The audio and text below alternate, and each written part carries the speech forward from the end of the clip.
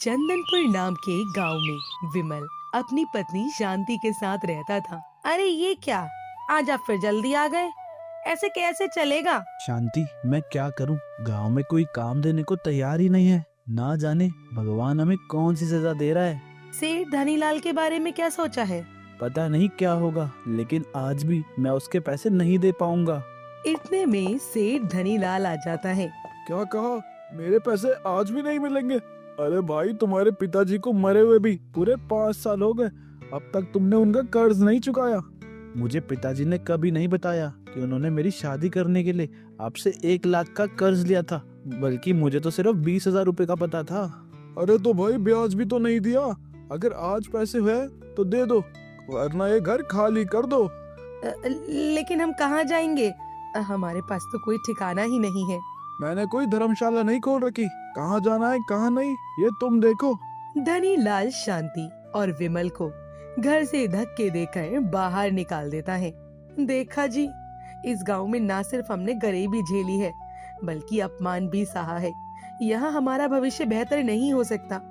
हाँ, मैं भी यही सोच रहा हूँ। शहर में मेरा एक दोस्त भी है, मैं उसकी मदद ले सकता हूँ।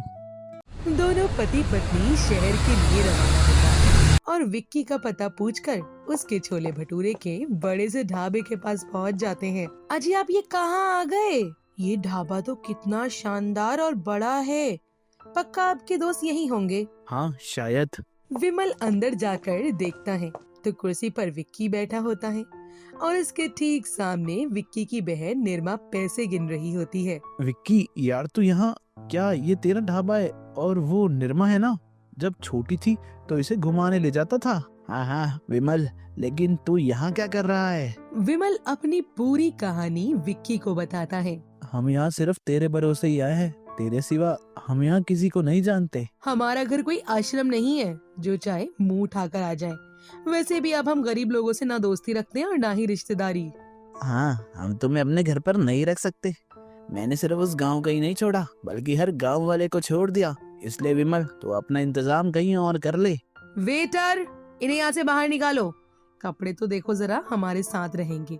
इतने बुरे दिन नहीं आए अभी हमारे। शांति निर्मा की ये बात सुनकर बहुत दुखी होती है और आंखों से आंसू भरकर विमल के साथ बाहर आ जाती है। शांति, अब हम क्या करेंगे? विकी पैसों की चकाचौंध में इतना बदल जाएगा, मैंने सोचा भी नहीं था।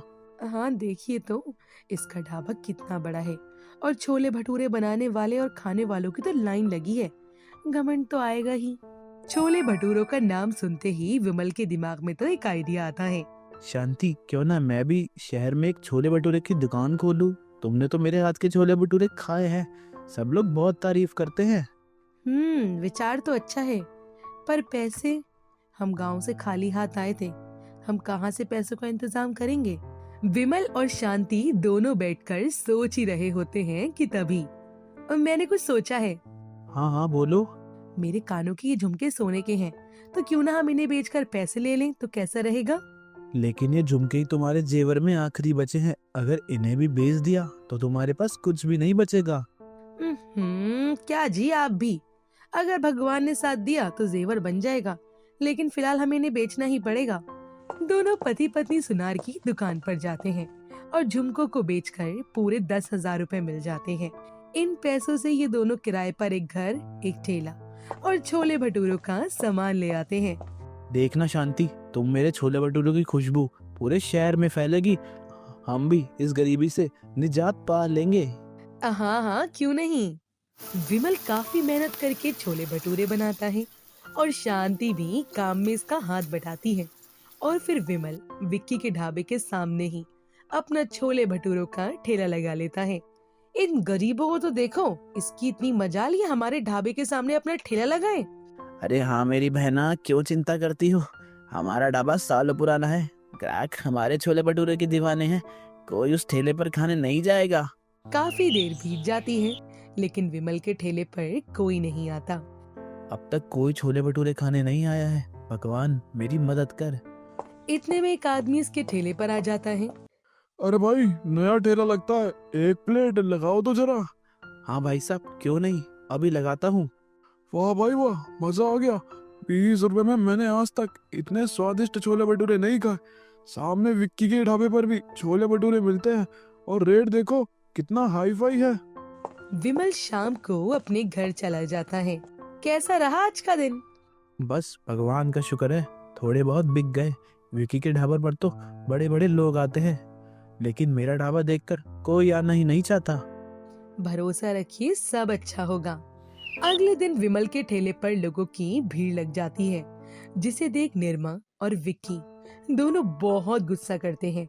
और अब इस तरह विक्की के ढाबे पर कम लोग, जबकि विमल के ढाबे पर ज्यादा लोग आते हैं।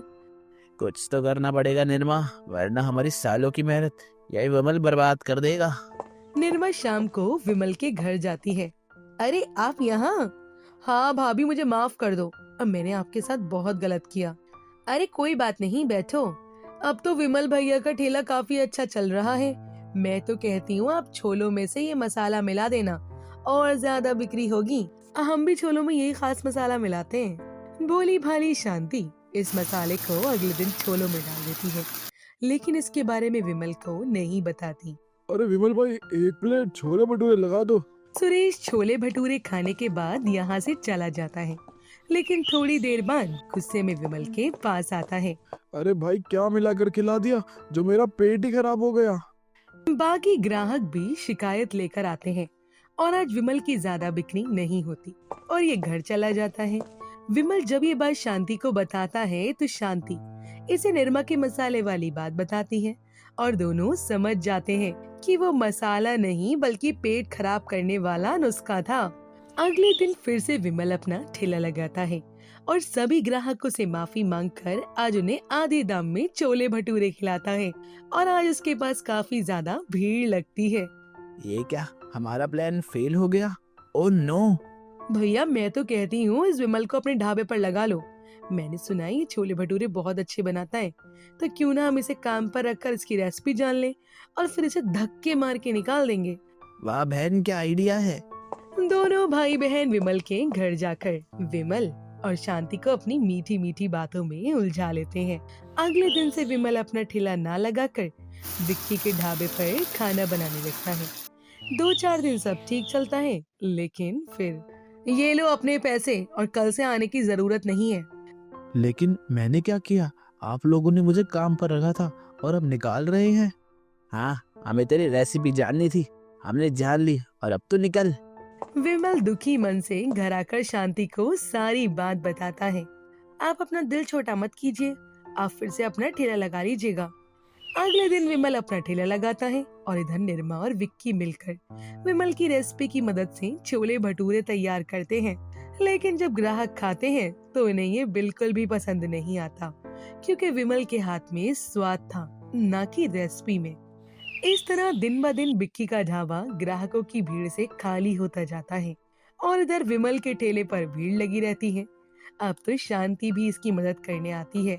ये दोनों खूब अच्छे पैसे कमाते हैं और एक बड़ा ढाबा खोल लेते हैं और शहर में खुद का घर खरीद लेते हैं और गांव वाला घर भी धनीलाल को पैसे देकर छुड़ा लेते हैं।